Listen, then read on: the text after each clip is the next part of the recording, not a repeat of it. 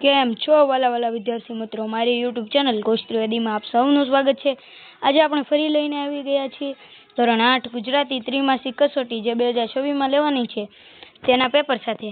આ કસોટીના કુલ ગુણ 40 રહેવાના છે અને સમય 1.5 કલાકનો રહેવાનો છે। તો ચાલો આનો અભ્યાસક્રમ જોઈએ।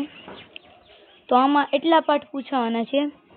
પહેલો આ તો ઈષ્ટનો અવાજ, સાયકલ સવારીની ખાટી મીઠી, ત્રીજી ગઢની રઢ છોડો, ચોથી અષાઢે, પાંચમી ખોટો જવાબ અને છઠ્ઠો બકર પટેલનો કારેલા પ્રયોગ।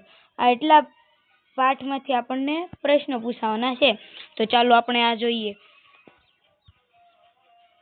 તો આમાં પહેલો પ્રશ્ન આપ્યો છે, આપેલા વિકલ્પોમાંથી સાચો વિકલ્પ પસંદ કરી તેને લખો। આના કુલ 4 ગુણ છે। આ તો ઈષ્ટનો આવાસ કાવ્યમાં કોને પ્રત્યેની શ્રદ્ધા વ્યક્ત થઈ છે? તો આમાં તમને શું લાગે છે? જે જવાબ હોય તે તમે કોમેન્ટ કરી દેજો। આગળ જોઈએ તો બીજો અહીં આપ્યો છે, સાયકલની સવારીની ખાટી મીઠી પાઠના સાયકલ શીખતી વખતે લેખકને કેવો અનુભવ થાય છે? તો તેને તમારે જવાબ અહીં છે તેમાંથી મને 2 જવાબ લખીને મોકલવાનો છે। તમે જવાબ જો આવી રીતે લખજો, 2 કરી પછી તેનો જવાબ એ હોય તો એવી રીતે જવાબ મોકલજો, તેથી મને ખબર પડે કોનો સાચો જવાબ છે। આગળ જોઈએ તો ત્રીજો છે, અષાઢે કાવ્યમાં કઈ ઋતુની સુંદર વર્ણનમાં આવે છે? તો આ તો સૌને ખબર છે, સૌને આનો જવાબ તો આવવો જ જોઈએ। આગળ જોઈએ તો અહીં આપ્યું છે, ચોથો બકર પટેલનો કારેલા પ્રયોગ પાઠના મુખ્ય પાત્ર કોણ હતા? તો અહીં જોયું, આ તો સાવ સહેલું છે, બી બકર પટેલ। બીજો પ્રશ્ન આવી ગયો છે, યોગ્ય શબ્દ પસંદ કરી ખાલી જગ્યા પૂછો। આના 4 માર્ક છે, 4 સહેલા આવશે સાવ। ઈશ્વરનો વાસ દરેકના કેમાં રહે છે? સૌને ખબર છે। સાયકલ પરથી પડી જતા લેખકને કેવો અનુભવ થયો તો? એ પણ લખવાનું છે। બીજું છે, અષાઢ મહિનામાં આકાશમાં ખાલી જગ્યા ઘેરાય છે, વાદળ ઘેરાય છે? વાહ ભાઈ વાહ। ચોથો છે, બકર પટેલે કારેલાનો નવો પ્રયોગ ખૂબ જ ખાલી જગ્યા સાબિત કર્યો, તે પણ સૌને ખબર છે।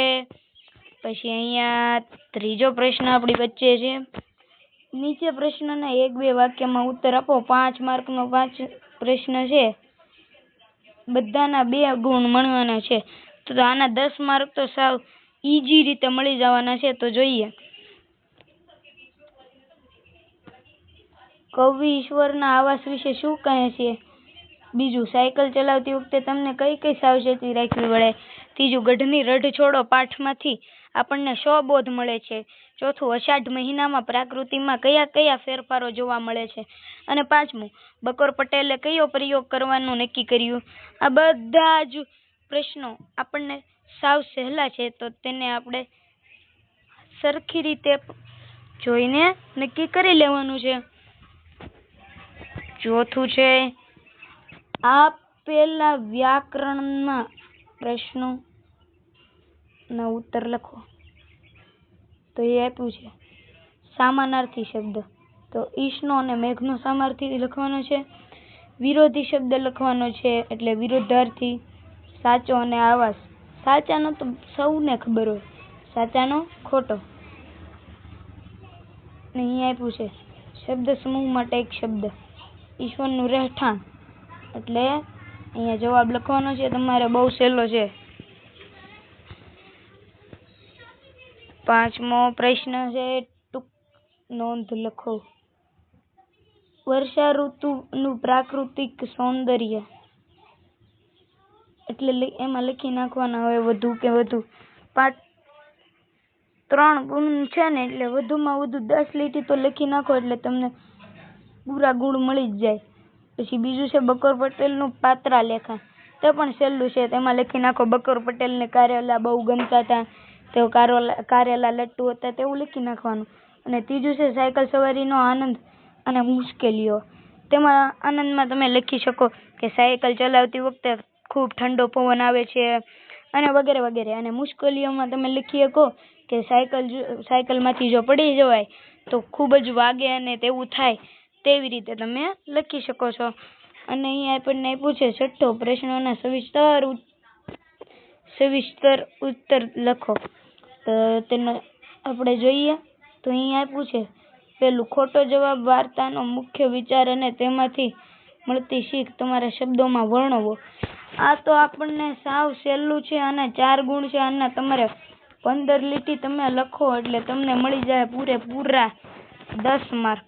તો તમારે 10 માર્ક જોતા હોય ને તો તૈયારી તો કરજો, આ પ્રશ્ન આવશે. અને 7મો છે છેલ્લો પ્રશ્ન, નિબંધ લેખન. પેલું છે મારો પ્રિય તહેવાર જન્માષ્ટમી, તેના વિશે લખી નાખવાનું છે. અને બીજું છે વર્ષા ઋતુ અથવા અષાઢી સાંજ. આ 2 માંથી તમારે ગમે તે એક લખશો એટલે તમને 6 માર્ક પૂરા મળી જશે.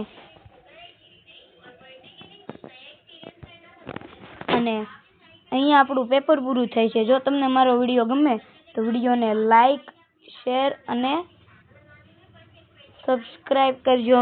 મળ્યા છે બીજા વિડીયોમાં, ત્યાં સુધી બાય બાય.